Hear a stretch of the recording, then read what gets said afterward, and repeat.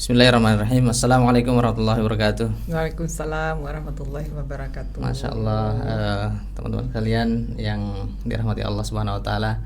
Hari ini kita kedatangan tamu agung luar biasa ya, Masya Allah. Sudah hadir Dokter Intan, Dokter Tengku Kemala Intan. Iya. Iya dokter. Ya. Gimana kabarnya Bu Dokter? Alhamdulillah.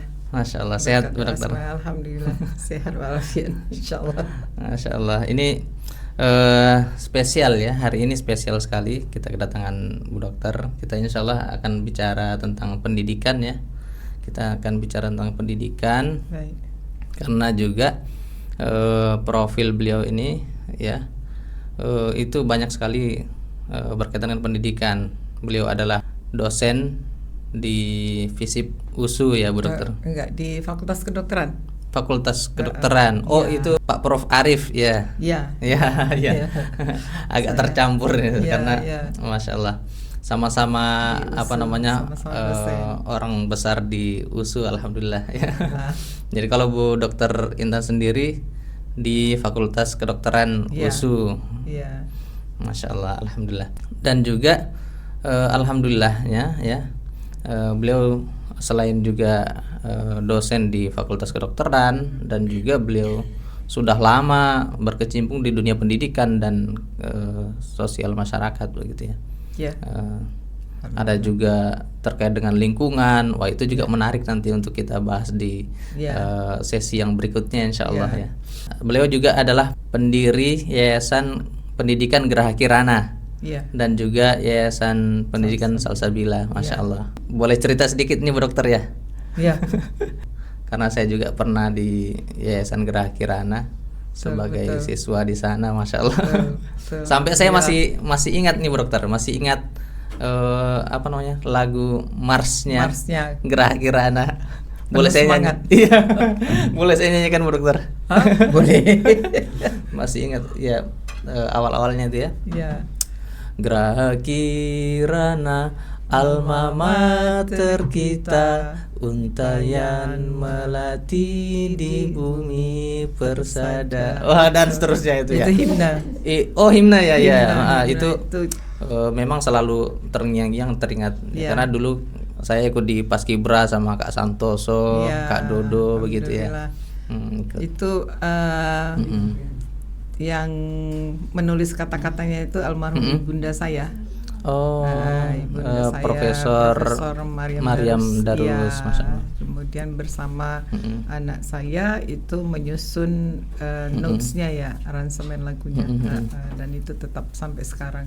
Masya Allah. Jadi hak patennya ini. Oh, semoga Ibu Prof Maryam Darus mendapatkan tempat yang terbaik di sisi Allah Subhanahu wa taala. Insyaallah, amin. Qadarullah di tahun 2023 kemarin ya, Bu Dokter.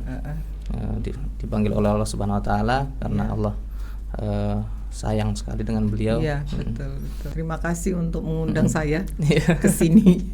Diberi kesempatan yang baik untuk memberikan pesan kepada masyarakat, khususnya dalam dunia pendidikan untuk lebih baik lagi. Jadi saya rasa ini sangat luar biasa, bermakna bagi kita semua ya, yang kita tahu bahwa pendidikan itu merupakan hal yang sangat prioritas di dalam menjaga keberadaan dan kekuatan suatu negara. Gitu. Jadi yang bermula dari pendidikan di keluarga itu sendiri. Justru bahkan itu kekuatan negara bisa dibangun dari pendidikan. Paling utama itu dari pendidikan. Menurut saya ya. Tapi kalau menurut mungkin ahli yang lain ya, itu kita juga tidak tahu ya. Tetapi bagi saya dengan keterbatasan yang ilmu yang saya punya, tidak ada dunia itu tahan mempertahankan keadaan itu kalau tidak memprioritaskan pendidikan. Menurut hemat saya seperti itu. Bahkan melebihi kekuatan militer. Iya. Masya Allah. Pendidikan itu harus diprioritaskan di depan. Berarti prinsip dasarnya di pendidikan itu, Bu Dokter, kalau di dalam Islam sendiri itu kan ada 3 ya. Mulai dari keimanan, kemudian pengetahuan. Betul. Kemudian juga adalah akhlak ya, perbuatan. Betul. Nah, bagaimana ini bisa sinkron antara ketiga ini? Betul. Padahal umat Islam Indonesia itu adalah Muslim terbanyak di dunia gitu kan. Tapi di samping umatnya religius, tapi juga banyak pelanggaran-pelanggaran syariat yang dilanggar gitu ya kan. Betul. Itu bagaimana dokter? Kalau hemat saya yang disebut manusia yang religius itu kan bisa ditinjau dari berbagai macam aspek ya. Nah, dan nilai yang disebut religius itu kan nilai, ya nilai. Dan nilai itu terlihat di dalam perbuatan. Kemudian perbuatan itu juga variabelnya banyak lagi. Ya kan, di dalam kalau konteks secara Islam itu dihabluminanas itu kan sebetulnya. Nah, tetapi kalau kita berbicara nilai itu butuh pendidikan, sebab itu adalah abstrak menurut hemat saya ya gitu. Jadi bagaimana menurunkan variabel kerjanya di dalam kita mendidik si individu tersebut untuk memahami nilai-nilai religius itu, sehingga sekarang kita kan bisa merujuk kepada satu cara berpikir, das Sein dan das Sollen-nya kok ada perbedaan. Nah, atau kita bisa sebut faktanya seperti ini, teorinya seperti ini, sehingga terjadi gap. Loh, kok nggak sesuai gitu kan? Ini merupakan satu tantangan positif. Kita tidak bisa menyalahkan siapapun di dalam hal ini, tapi itu merupakan tantangan positif bagi kita yang berkecimpung di dunia pendidikan. Apakah ada metodologi yang harus kita rubah untuk menyampaikan nilai-nilai daripada ajaran itu kepada masyarakat? Nah, kemudian bagaimana caranya? Lalu waktu yang sesuai berapa lama untuk itu memberikan efek perubahan terhadap kondisi itu, sehingga mungkin setelah setahun 2 tahun ternyata ada penurunan persentasenya gitu kan, lebih religius begitu. Nah, jadi kalau saya lihat sih hal seperti ini tidak saja terjadi di Indonesia, seluruh dunia juga ada pergeseran. Satu waktu tuh saya juga mendengar podcast dari luar ya, dari Islamic Center yang di Amerika, kadang saya dengar ya kan gitu. Mereka juga menyatakan bahwa sekarang itu lebih banyak generasi yang memilih tidak mengikuti ajaran apapun, yang disebut agnostik. Agnostik ya. Itu pilihan mereka begitu kan. Nah, jadi kenapa? Ya itu mereka juga meriset di sana. Kenapa kan gitu. Jadi problem itu saya rasa di seluruh dunia ada gitu.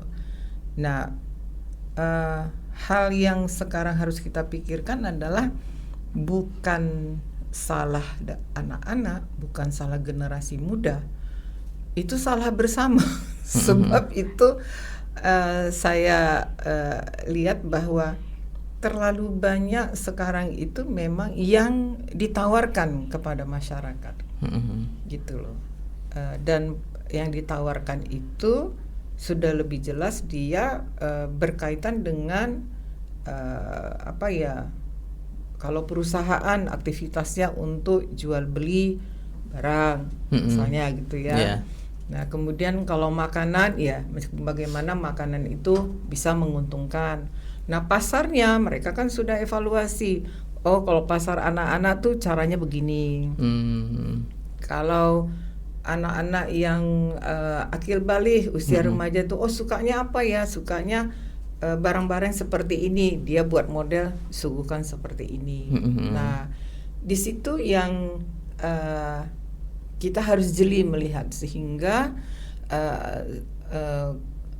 komunitas paling kecil yaitu rumah tangga harus orang tuanya mengerti tentang hal ini. Gitu. Jadi orang tua juga harus punya persiapan. Dia tidak bisa marah sama orang yang berusaha menarik masyarakat tadi, tetapi mereka harus mempersiapkan bagaimana nih si generasi ini tahan terhadap putaran itu. Dan itu tidak akan berubah sampai kapanpun ada. Gitu. Jadi pertahanan di rumah tangga itu terhadap nilai dan visi misi keluarga yang dia bangun itu sekarang menjadi sangat prioritas. Berarti yang sangat berperan penting berarti di sini dalam menjaga generasinya itu apakah sekolahnya atau orang tuanya atau lingkungannya nih atau pemerintahannya? Saya rasa paling utama itu adalah keluarga kecil dulu, masyarakat. Sebab satu negara juga dibentuk oleh masyarakat, kelompok masyarakat. Nggak ada masyarakat, nggak ada negara. Jadi kalau masyarakat itu di tiap keluarga kuat, ya kan, akan tercipta satu kumpulan masyarakat di lingkungan yang juga kuat, yang mengerti peraturan-peraturan, gitu loh. Nah, kemudian dari lingkungan itu terbentuklah nanti kumpulan masyarakat perkecamatan yang kuat, yang bagus. Berkumpullah dia menjadi satu kota madya juga yang kuat, yang bagus, gitu. Ada satu saya lihat memang kesulitan di sini ya. Kesulitan itu bahwa tidak adanya konsistennya satu pola yang ada di lingkungan gitu.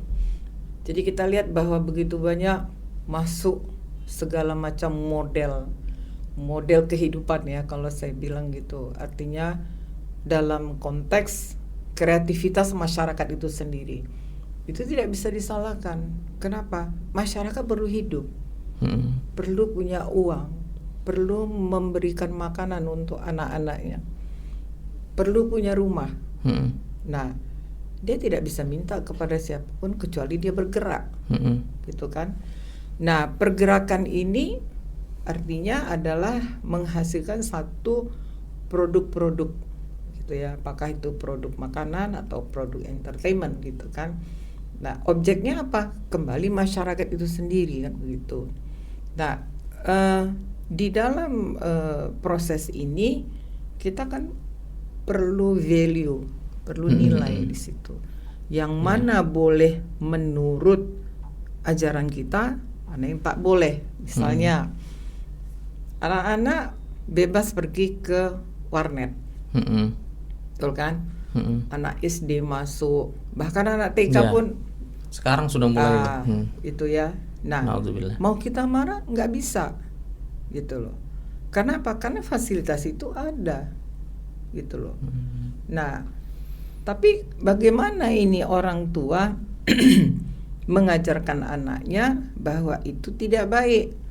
Anak-anak nggak bisa dibilang tidak baik, tidak boleh. Apa yang harus kita gantikan? Ada nggak fasilitas itu di rumah bisa disediakan? Nah, karena dia punya ruang dan gerak. Apakah sekolah memfasilitasi warnet yang baik, pola yang baik untuk mereka menyalurkan idenya, kreativitasnya di sekolah? Mungkin tidak tersedia. Ada mungkin tersedia pada sekolah-sekolah yang memberikan fasilitas mungkin dengan harga SPP yang cukup memadai dan cukup mahal. Mungkin fasilitas itu tersedia begitu kan. Bagi yang mampu itu bisa tertampung misalnya dalam full day school atau pesantren gitu. Tetapi seberapa banyak jumlah anak-anak kita yang bisa masuk ke pesantren atau sekolah mahal? Persentasenya sedikit. Nah, jadi ini kan satu dilema yang terus berjalan, gitu kan. Nah, sehingga saya pikir kita tidak bisa menyelesaikan itu sendiri, gitu loh. Nah, memang disitulah harus ada visi misi daripada pimpinan-pimpinan di tingkat kelurahan, di tingkat kecamatan, kemudian di tingkat kota media atau di tingkat kabupaten. Tuh. Nah, persoalan ini harus datang dari bottom up. Tuh.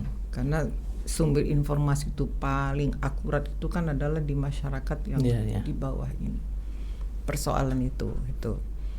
Nah, jadi kalau saya lihat yang paling nanti sulit pada waktu misalnya nanti kita mau buka usaha, misalnya nih kan, itu paling sulit mencari tenaga kerja yang profesional.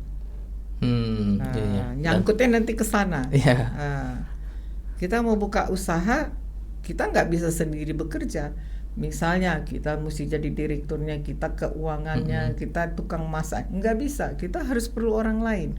Nah, ketika kita membutuhkan tenaga itu yang ada keterampilannya, nggak ada, tidak tersedia. Dan sekarang sudah perusahaan-perusahaan itu ketersediaan itu paling sulit tuh bukan artinya si tukang masak membuat sambelnya.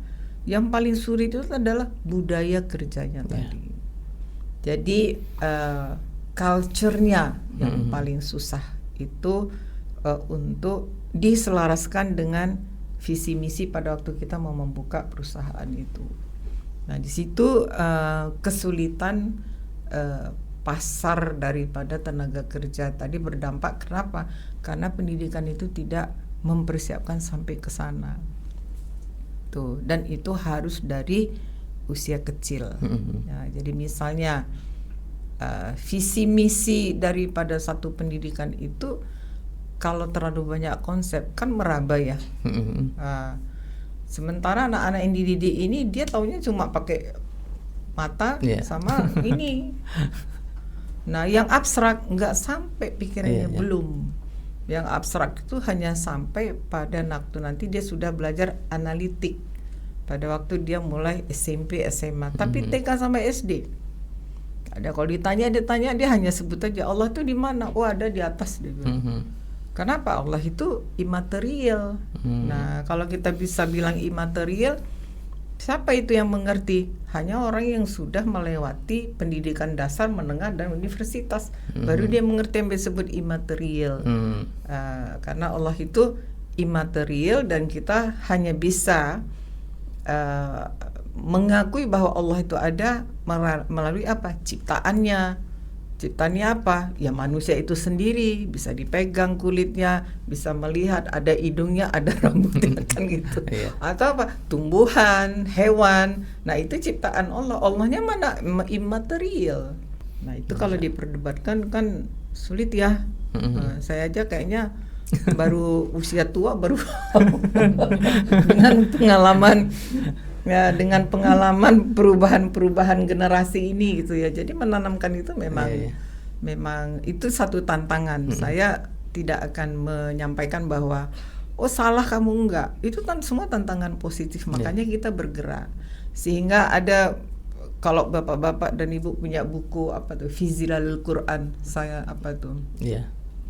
Karangan Syekh Qutb ya. Keimanan itu tidak akan terasa kalau kita tidak bergerak. Jadi iman itu dinamis kan. Keimanan itu sangat dinamis. Jadi kita harus memang bergerak. Bergerak, punya cita-cita, punya program. Nah gitu. Nah, kalau misal tadi kita katakan sejauh mana kita mengetahui bahwa itu berhasil, nobody knows kata orang. Kalau saya, kenapa? Ya itu nggak ada batas waktunya. Sepanjang kita masih ada di muka bumi ini, dikasih waktu sama Allah, ya kita memang harus mencapai itu. Dengan tadi sempat terlontar juga dari Ibu Dokter itu, hanya sebagian orang yang mampu untuk mengikuti pendidikan yang mahal kan gitu ya. Apakah pendidikan yang mahal itu identik dengan kualitas yang bagus juga gitu, Bu Dokter? Saya melihat itu tidak ada hubungannya. Tidak ada hubungannya. Tidak ada hubungannya. Karena itu kembali kepada hati si anak itu sendiri dan mengawal hati si siswa. Itu perlu kerjasama yang baik antara ibunya dan ayahnya dan gurunya di sekolah. gitu. Dengan arti bahwa orang tua harus punya persiapan untuk visi anaknya. Karena pendidikan ini adalah sesuatu yang butuh proses. Iya. Nggak bisa tanpa proses. Bu dokter sendiri pun sampai sekarang masih kayaknya lanjut lagi pendidikan. Saya dengar kemarin tuh sampai nambah ini lagi ya Bu dokter ya.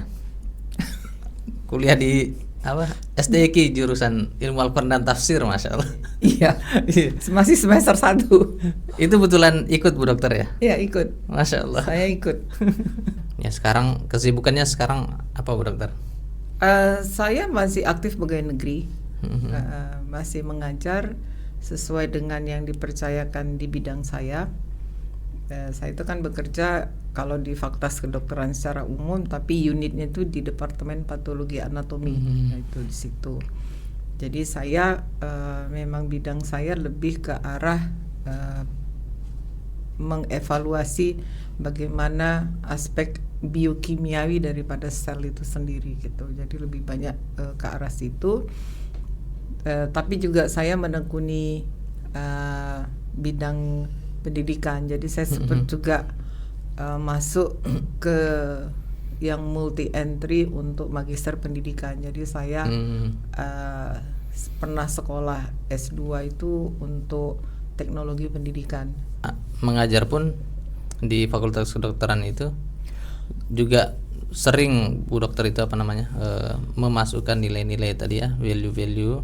Oh iya, untuk di kuliah S1 saya selalu mengingatkan mahasiswa saya untuk mempunyai niat belajar yang baik.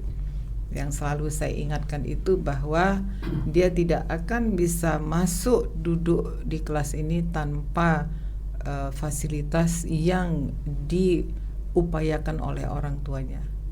Oleh karena itu saya selalu mengingatkan kepada anak-anak didik saya berterima kasih kepada orang tua, tidak boleh lupa, dan meniatkan semua proses belajar ini adalah satu perbuatan yang baik, dan kita mengharap perbuatan baik ini mengalir pahalanya untuk orang tua. Tuh, saya pun duduk di sini niat saya seperti itu. Semoga perbuatan yang saya buat ini menjadi pahala untuk orang tua saya, untuk anak-anak saya. Amin ya rabbal alamin. Karena kita tahu bahwa perbuatan baik itu dicatat kan sama beliau malaikat di kanan.